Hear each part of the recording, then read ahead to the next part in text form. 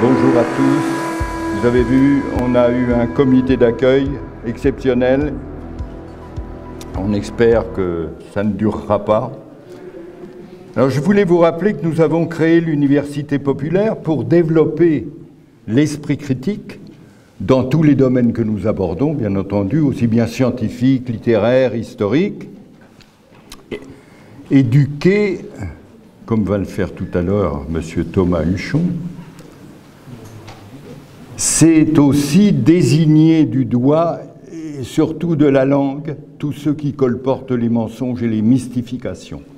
Mais il y a quand même une hiérarchie dans la critique liée au degré de nuisance de ces contre-vérités qu'on appelle en France des infox. Il paraît qu'il y a un nom anglais pour ça.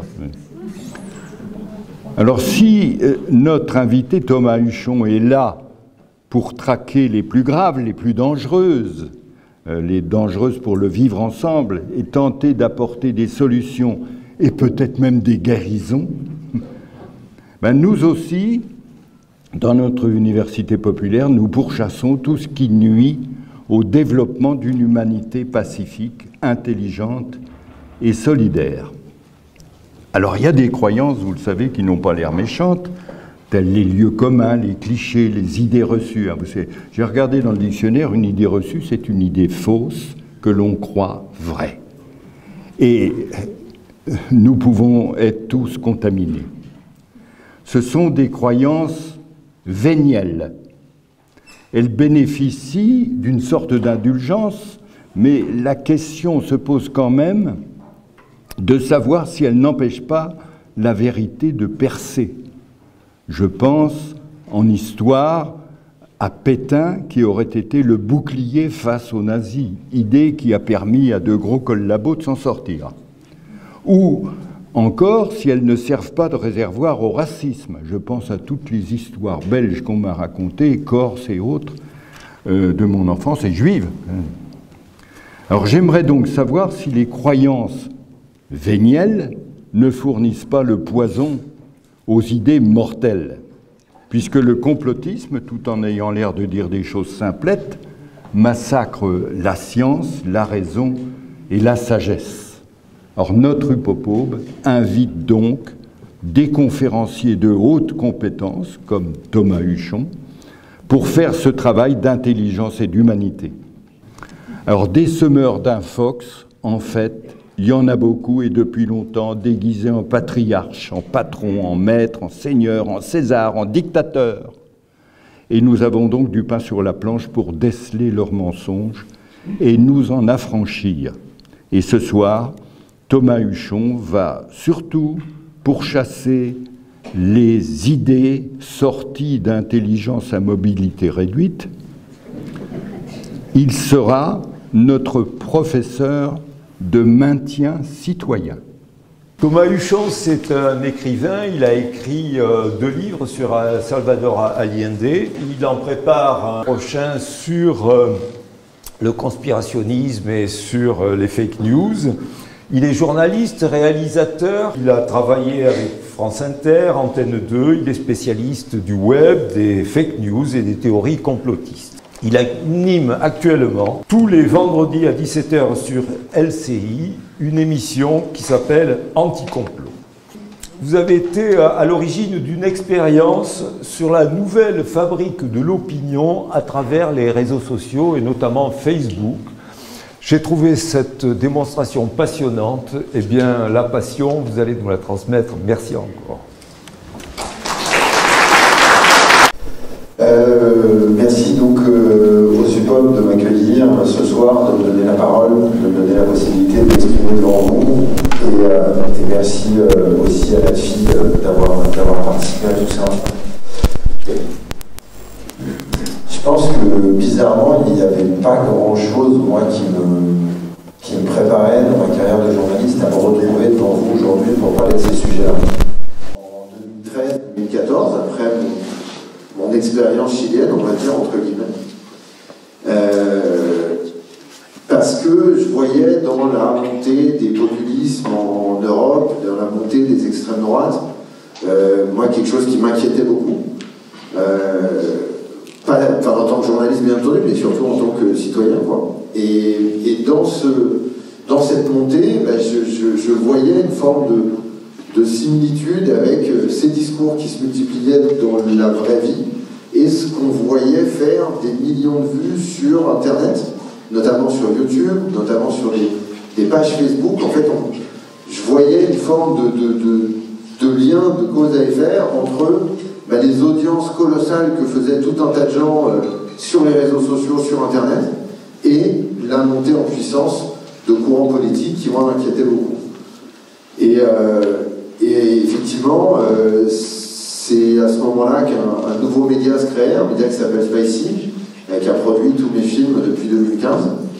Et il y en a eu 5 ou 6, bon, je sais pas, ouais, je crois. Toujours un 12.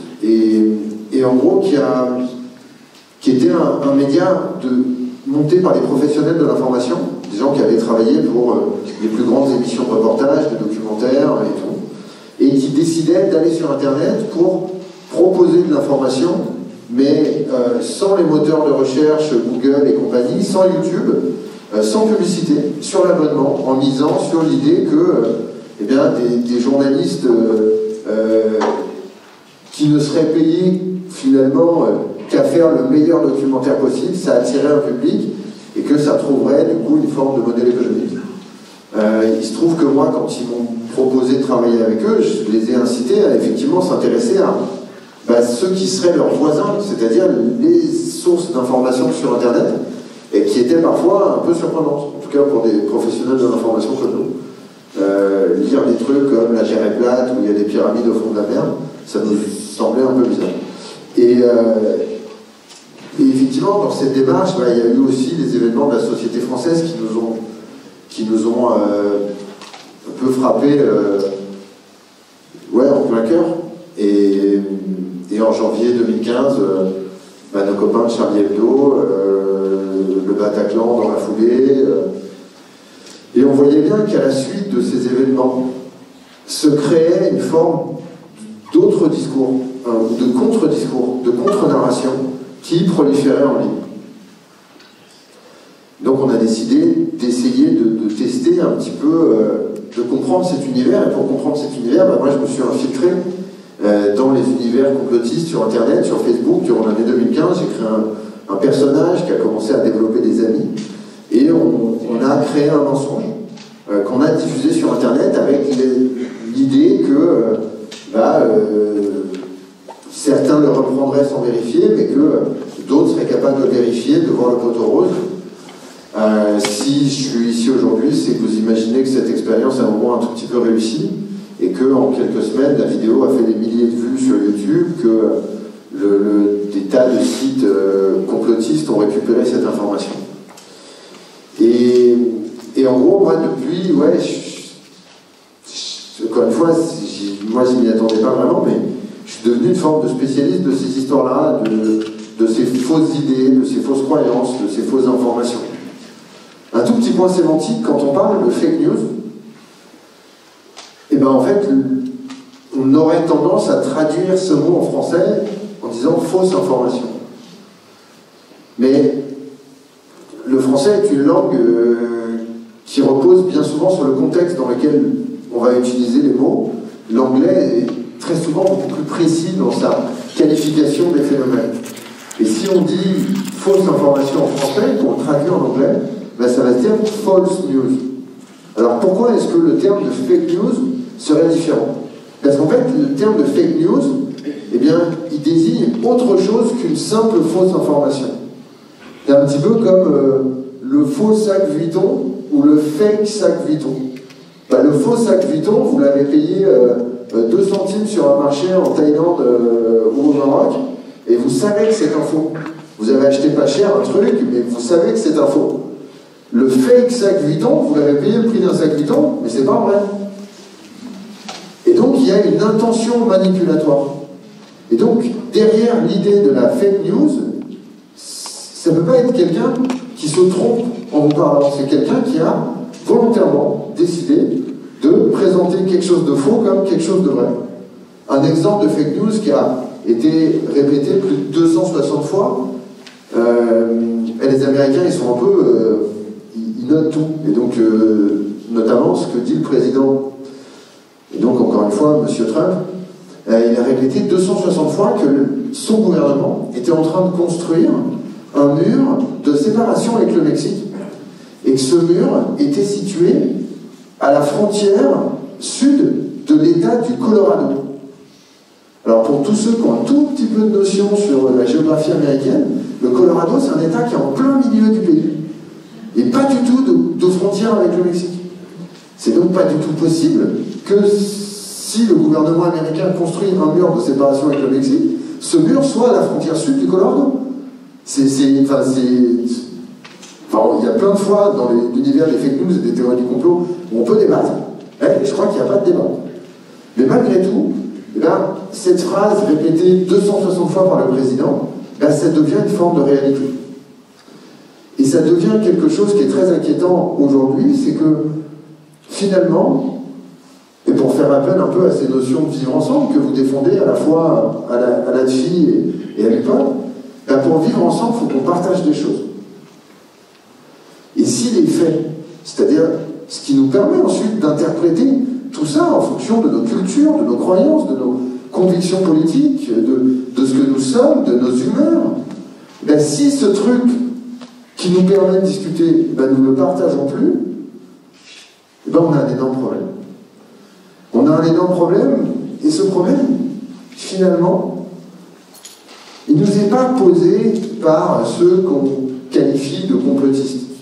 Ils ne sont pas qualifiés, le problème ne nous est pas fondamentalement posé par les gens qui diffusent ces fausses informations ou qui veulent absolument faire entendre une voix dissonante.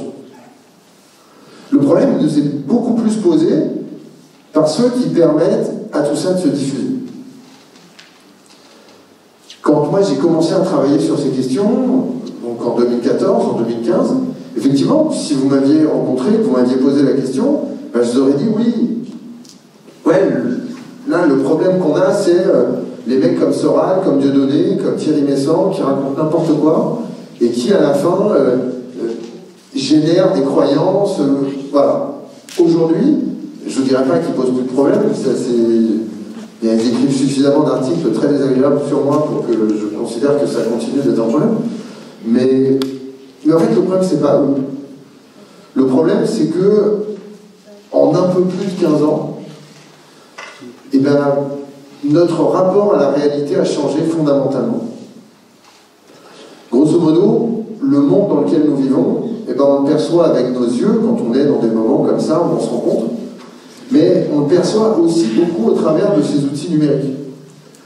Et sur ces outils numériques, ce que vous voyez, madame, ce que vous voyez, monsieur, ce que vous voyez, monsieur, c'est pas la même chose que ce que je vois moi. Et on pourra probablement jamais savoir pourquoi vous voyez ce que vous voyez, pourquoi vous voyez ce que vous voyez, pourquoi vous voyez ce que vous voyez. Et dans cette espèce de modification de notre accès à l'information, de notre accès à la réalité, en fait se créent des espèces de murs, de frontières infranchissables, d'espaces clos dans lesquels on ne se rend même pas compte qu'on est en train de se radicaliser parce que ce qu'on nous montre, on y croit déjà un petit peu. Et en fait, en quelque sorte, les grandes plateformes sociales, Facebook en particulier, mais pas uniquement Facebook, elles ont changé notre manière d'accéder aux choses. En changeant notre manière d'accéder aux choses, elles ont décidé de jouer sur ce qui marchait le mieux. L'objectif de ces entreprises, c'est pas du tout de faire de la politique. Leur objectif, c'est de faire de l'argent. C'est de gagner de l'argent. Et pour gagner de l'argent, ils ont compris que la colère, ça marchait mieux. Ils ont compris que la violence, ça marchait mieux. Ils l'ont compris parce qu'il existe depuis 50 ans tout un tas d'études en psychologie sociale, en tout un tas de recherches sociologiques, en sociologie politique, mais y compris dans des univers de la médecine, comme la psychiatrie. On sait que tout un tas de choses marchent mieux sur les êtres humains. Et bon an, mal an, on avait créé des mondes absolument pas parfaits, sur lesquels il y a plein de choses à redire, mais dans lesquels on essayait de lutter un peu contre ces aspects grégaires de l'être humain. On essayait de lutter sur le fait que, bah ouais, c'est pas interdit, mais on va mentir un peu quand même. On essayait de construire des sociétés où les choses n'étaient pas interdites, mais on essayait de tendre vers. Et en 15 ans, les petits malins de la Silicon Valley, là, avec leur sweat à capuche, leur pétard et leur crocs, ils ont renversé la table.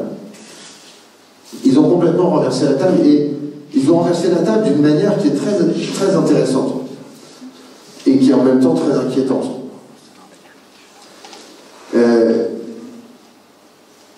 Il y a tout un tas de gens qui estiment qu'on leur ment, que les grands médias professionnels disent n'importe quoi, que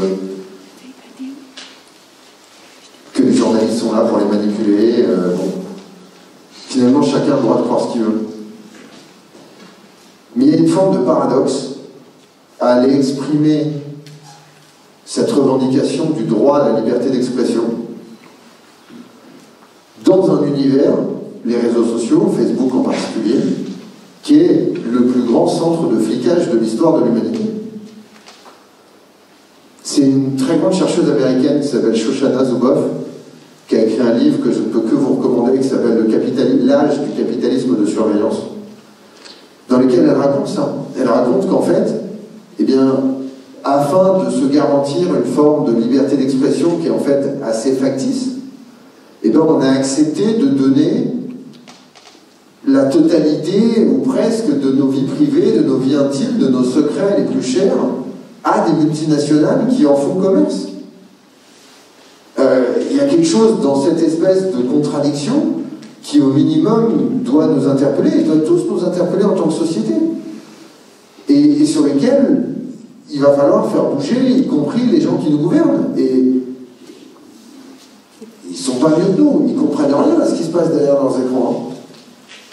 Donc on a un vrai enjeu de société. On a un vrai enjeu de société parce que, y compris, et je pense que c'est quelque chose sur lequel l'immense majorité des Français pourraient se mettre d'accord, ben, on se fait imposer une vision du monde, une façon de faire les choses, une loi qui n'est pas la loi de notre pays.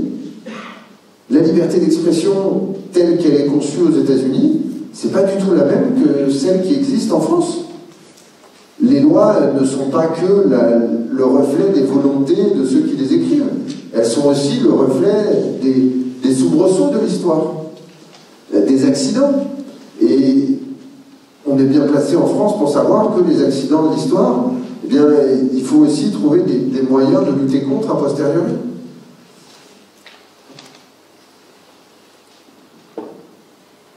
Il y a quelque chose d'un peu surprenant chez les êtres humains, tous autant que nous sommes, c'est qu'on a toujours tendance à plutôt voir des intentions que du hasard. Là, on est mardi soir. Et ce que je vous disais que pendant qu'on parle là, et bien à l'euro-million, les numéros qui sont sortis gagnants là, c'est 1, 2, 3, 4, 5. Vous pétez les plombs. Vous hurlez à la conspiration de l'euro-million. En fait, n'importe quel mathématicien ou prof de maths pourrait vous expliquer qu'il y a exactement la même probabilité mathématique d'avoir 1, 2, 3, 4, 5 que n'importe quelle autre combinaison de chiffres. Et pourtant, notre cerveau refuse cette possibilité. On lutterait presque contre cette idée-là. Pourquoi? Eh bien, parce que on ne s'est pas réveillé au XXIe siècle, on n'est pas né comme ça au XXIe siècle, il y a une histoire de l'humanité. Il y a une histoire des êtres humains. Et avant d'être des êtres humains socialisés, ben, on vivait dans la nature. Et quand, à 2 h du matin, vous entendiez une petite brindille craquer là, c'était pas un hasard du tout. Hein. C'était un putain de puma qui venait vous bouffer la gueule. Il fallait se barrer immédiatement. Il fallait partir en courant, il fallait même pas réfléchir. Et en fait, de cette propension de l'être humain à se protéger, finalement le hasard représentait une forme de danger pour nous, eh bien, on en a fait, en se socialisant, on a conservé ce trait-là. Et donc, ce qu'on n'arrive pas à expliquer, on a immédiatement tendance à mettre une intention derrière. Le meilleur exemple de tout ça nous ramène sur les bancs de l'école. Quand on avait bonnes notes?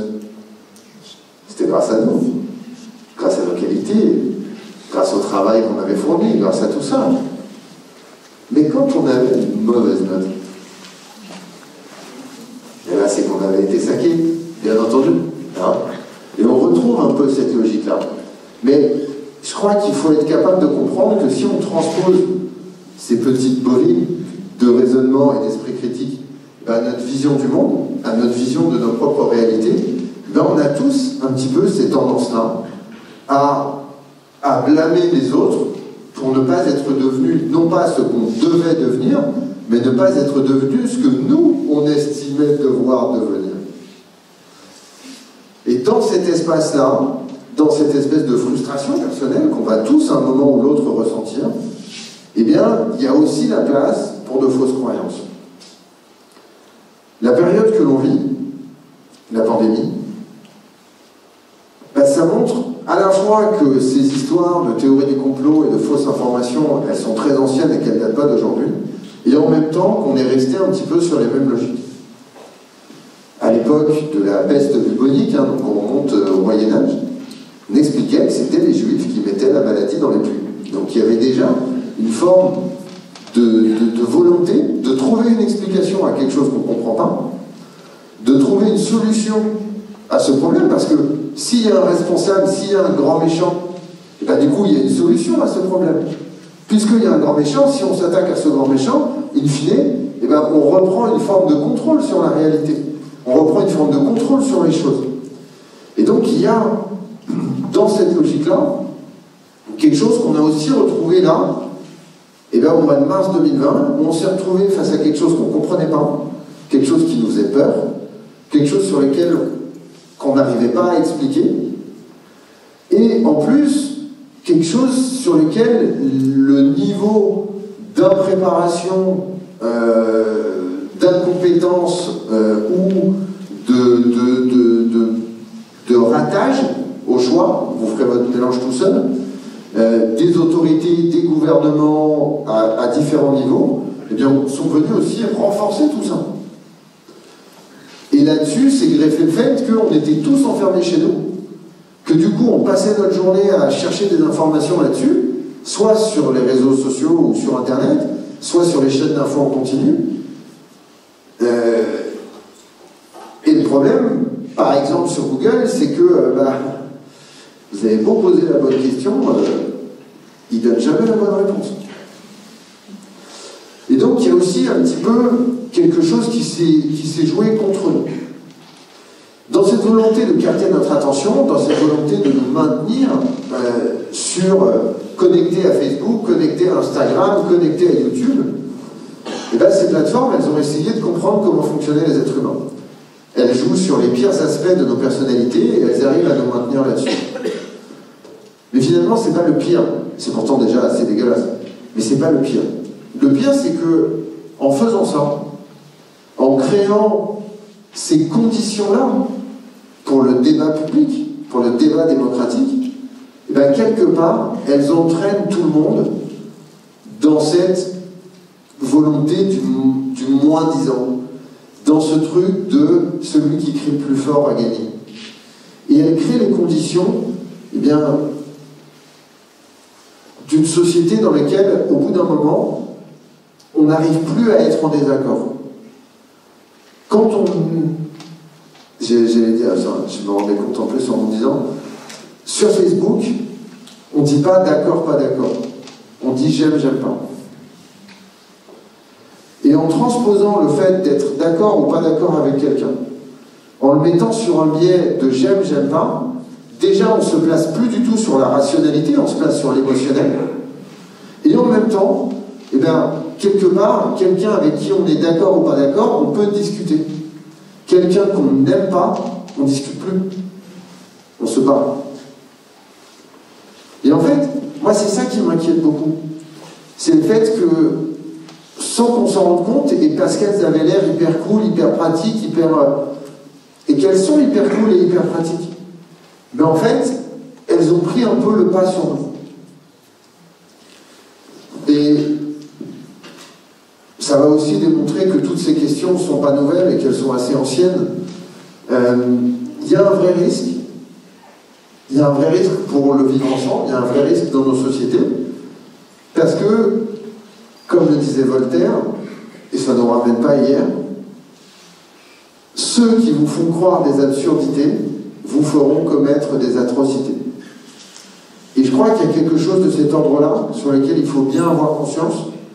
Après, il y a aussi des pistes qui permettent de changer un certain nombre de choses.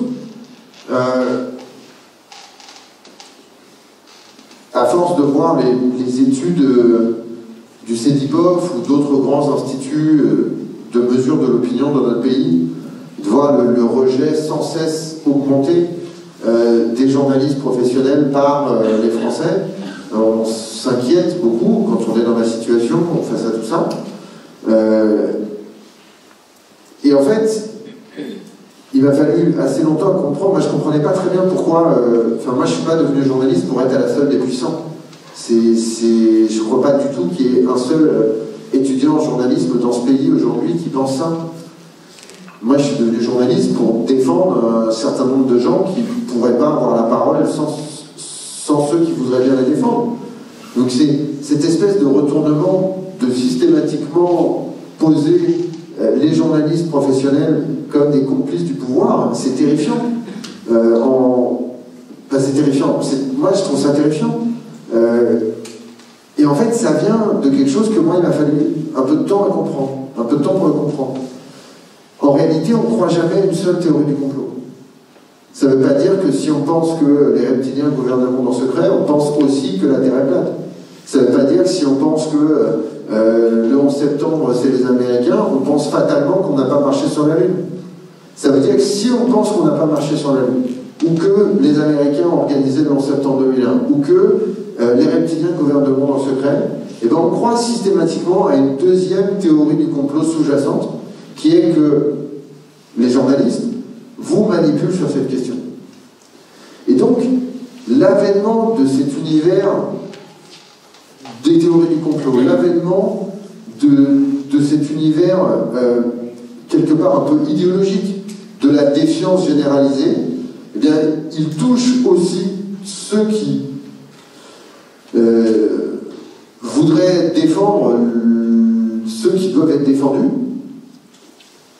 Et en fait, il y a quelque chose de terrifiant à ça, parce que du coup, ben, les gens se tournent vers d'autres formes de sources d'information qui sont bien souvent très mal intentionnées. On a un cas particulièrement inquiétant depuis le début de la pandémie, c'est le journal François. François, qui a été l'un des plus grands quotidiens français, a eu des gros problèmes économiques depuis le milieu des années 2000. Et de rachat en rachat, ben, ça a terminé dans les mains d'un mec qui n'avait rien à voir avec l'univers de la presse auparavant, et qui a décidé de transformer François en un blog complotiste, qui en plus tient des propos particulièrement violents contre les personnels soignants, contre les autres journalistes et tout. Et en fait, c'est terrible parce que pour l'immense majorité de nos concitoyens, François, ça reste François. Et c'est pas du tout devenu cette espèce de feuille de chou ridicule dans laquelle il n'y a même plus un seul journaliste. Et pourtant, il continue à jouir d'une forme de réputation positive pour tout un tas de gens. Et pourtant, il y a manipulation, il y a clairement tromperie sur la marchandise, quoi.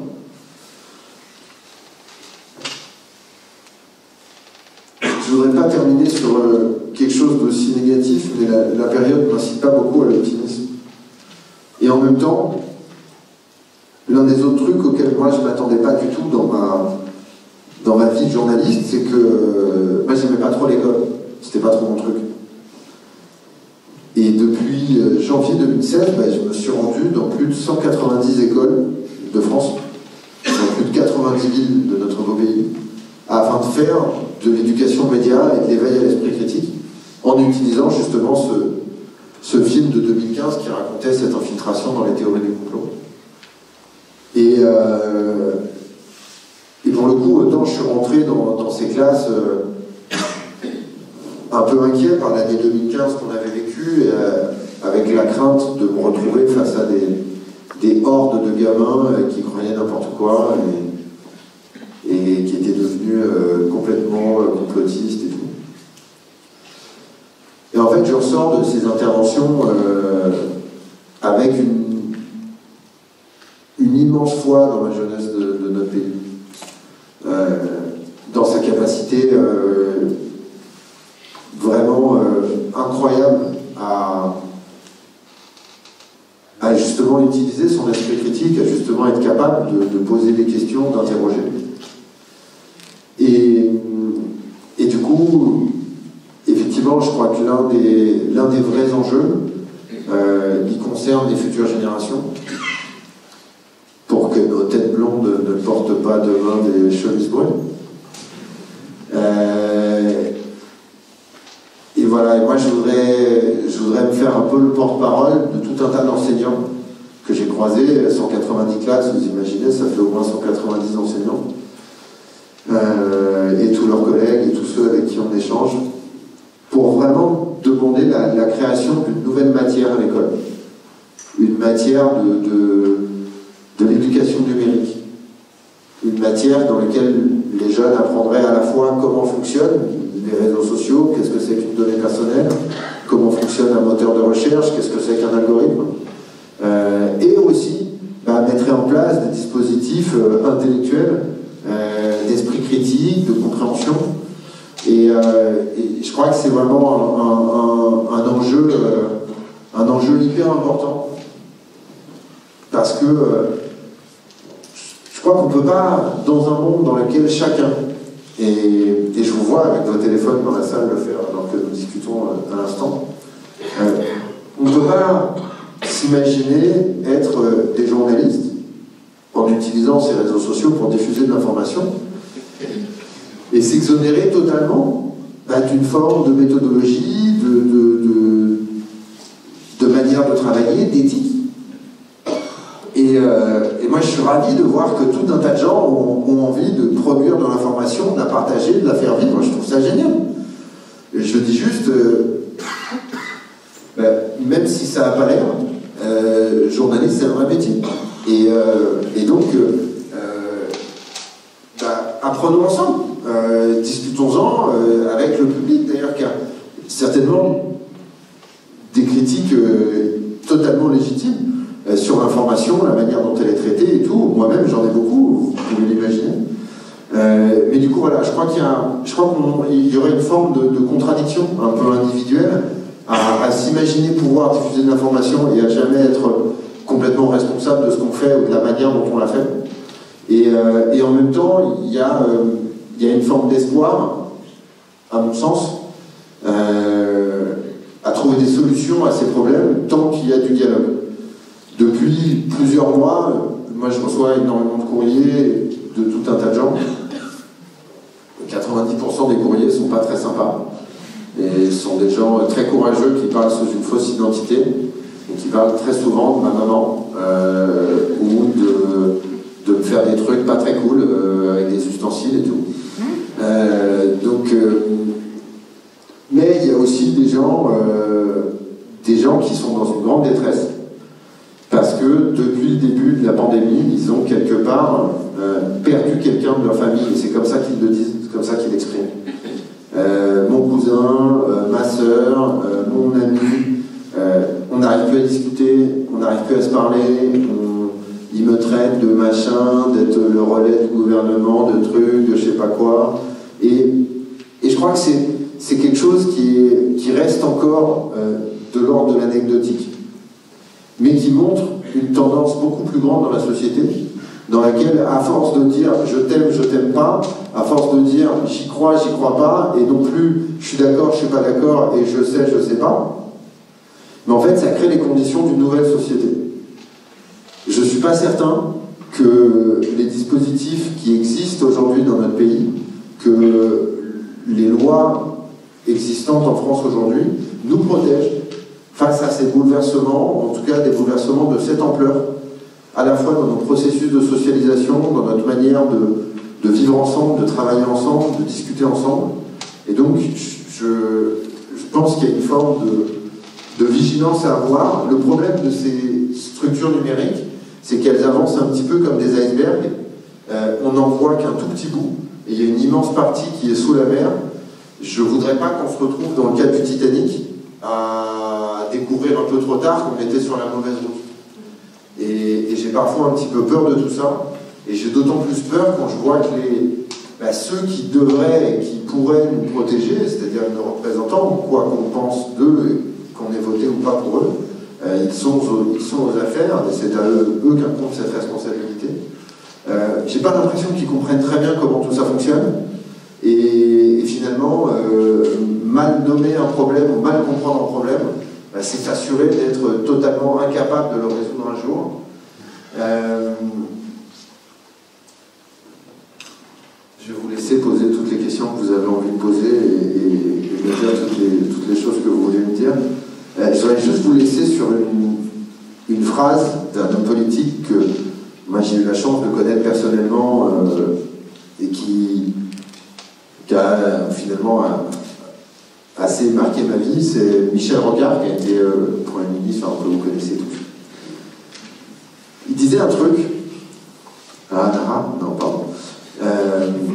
Il disait: il faut toujours préférer l'hypothèse de la connerie à celle du complot. La connerie est très courante, le complot requiert un esprit rare. Je vous laisse là-dessus.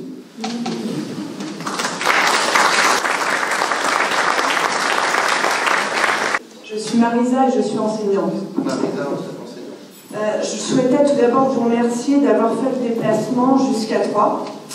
En effet, c'est un franc plaisir pour moi de vous rencontrer. De toute évidence, vous êtes un orateur de haute voltige et vos conseils sont pertinents. D'ailleurs, je n'ai pas manqué de regarder vos émissions sur LCI. Et je retiendrai l'un de vos conseils, qui est toujours de vérifier qui parle et les sources. Aussi, avant de venir, j'ai pris le temps de vérifier qui vous étiez. Et il s'avère que vous êtes fils de Jean-Paul Huchon, donc directeur de cabinet du Premier ministre de 88 à 91, président du Conseil régional de 98 à 2015, et dont Emmanuel Macron lui-même a écrit une préface de 3 pages de son livre « C'était Rocard », d'où votre citation. Votre maman est ancienne haut fonctionnaire du ministère de l'Écologie, des Transports et de l'Intérieur. Donc, j'avoue, j'ai comme l'impression que nous sommes face à un léger conflit d'intérêts, parce que si moi, demain, je vous annonçais que j'étais journaliste et fille de Péronne, complotiste, je pense qu'on aurait des difficultés à me croire objectif. Maintenant, vous avez parlé que vous étiez inquiet pour François, et très certainement à juste titre, tout ce qui est magazine, tout ce qui est information doit rester dans les mains, effectivement, des journalistes. Alors que dire du Monde, qui touche des financements de l'État, dont l'un des principaux actionnaires est Xavier Niel, ceux qui l'ignorent, ou bien les Échos, le Parisien, qui a été racheté par Bernard Arnault, soutient la candidature présidentielle de Macron. Donc ça aussi, j'avoue, ça m'inquiète. Quant aux sources des complotistes dont je fais partie, sachez que je suis juriste, j'ai un bac plus 9, donc je ne pense pas être comment je dit, intelligence à mobilité réduite. Non, c'est pas ça, mais ça fait toujours plaisir à entendre. J'entends. C'est votre équipe, vous n'avez pas nommé. Par contre, quand on était dehors, vous avez traité Pascal Pro de connard. Bon voilà, ça c'est fait. Donc nos sources, particulièrement, pour vous dire, c'est l'État, Vigilance, Momo, Sentinelle des émanations étatiques et européennes. Aussi, voilà ma question. Merci beaucoup à tous. Vaccination, vaccinons-nous. Alors, je voudrais juste rappeler, vous pouvez aller chercher un peu sur... Est-ce que vous pouvez remettre votre masque, s'il vous plaît? D'accord. Ça serait vraiment gentil pour tous les gens qui sont autour de vous. Bien sûr, c'est risqué. Pour info, j'ai mis 10 semaines de manifestation. Regardez, ça marche vachement bien. Vous avez la voix, ça passe à travers le masque. Merci. Vous pouvez garder votre masque, même sur le nez. Ça ne changera rien en fait que nous vous entendrons et que nous vous écouterons. Merci. La question. Ne vous inquiétez pas, ça va venir. En 2016, donc on reproche aux complotistes d'avoir peur de la vaccination. Sachez qu'en 2016-2017, le Dengvaxia allait chercher noté aux Philippines a été arrêté car il avait provoqué 600 morts. Si vous avez sur Eudravigilance, je pense que ça parle à tout le monde. Ah non, c'est inquiétant. C'est des données qui sont données par l'Europe. Donc quelque chose d'étatique. Monsieur Huchon pourra vérifier, pourra vous le confirmer. Monsieur Huchon, vous me confirmez que Eudravigilance.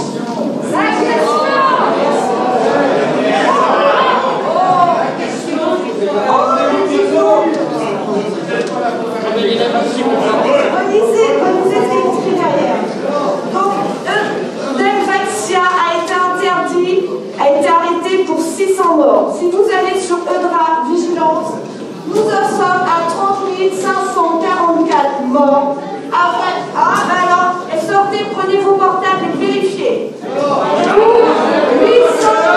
000 effets.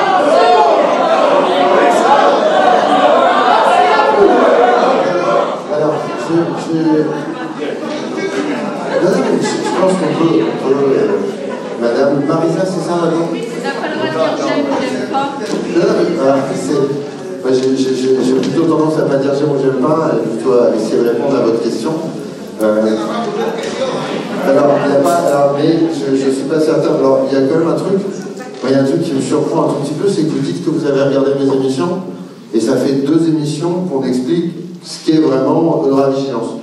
Ce sont donc des informations qui sont remontées par des canaux officiels, mais par exemple, si vous avez 5 ou 6 effets secondaires suite à un médicament, quel qu'il soit, et pas uniquement la vaccination, eh bien vous arrivez 5 ou 6 fois dans le calcul. C'est pour ça qu'il y a une espèce de forme de distorsion entre les effets secondaires du vaccin Covid-19 et ce chiffre de 27 000 qui est avancé par pas mal de personnes sur les réseaux sociaux depuis plusieurs semaines et qui concentre non seulement plusieurs facteurs pour peut-être une même injection Covid-19, mais surtout qui concerne tous les autres médicaments qui sont en service sur le marché.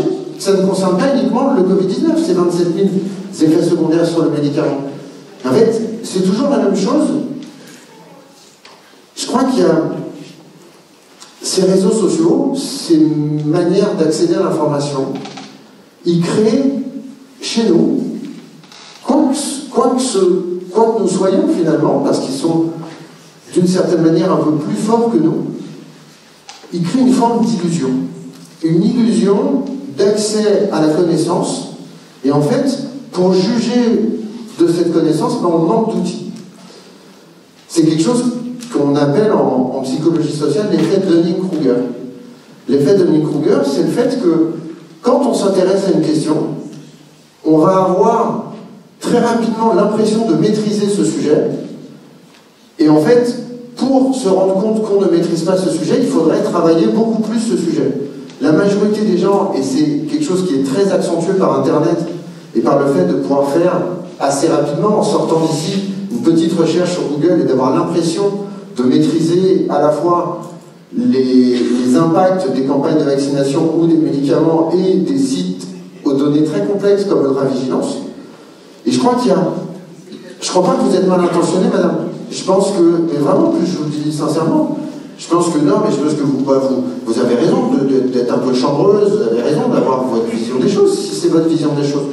Moi, ce qui me désole un peu, c'est que, in fine, je ne suis pas certain que, malgré vos 9 ans d'études qui vous amènent à une intelligence certaine, que votre question montre d'ailleurs, je ne suis pas certain que vous soyez capable d'analyser ces données-là. Moi, je vous le dis, je ne suis pas capable d'analyser ces données-là. Et donc, pour analyser ces données-là, ce que je fais, c'est que j'interpelle les médecins. En l'occurrence, vous avez cité le professeur Perron. Le professeur Perron, ce n'est pas des journalistes qui ont dit qu'il était décrédibilisé. C'est l'ordre des médecins. Parce que dans son hôpital, il a mené des études, notamment sur un certain nombre de traitements, qui étaient en contradiction avec la loi. Alors, peut-être qu'on peut trouver ça génial que des gens enfreignent la loi, mais il y a un moment, la loi, c'est la loi. Et donc, on peut estimer qu'il faut changer la loi. Du coup, il faut voter pour des gens qui vont changer la loi.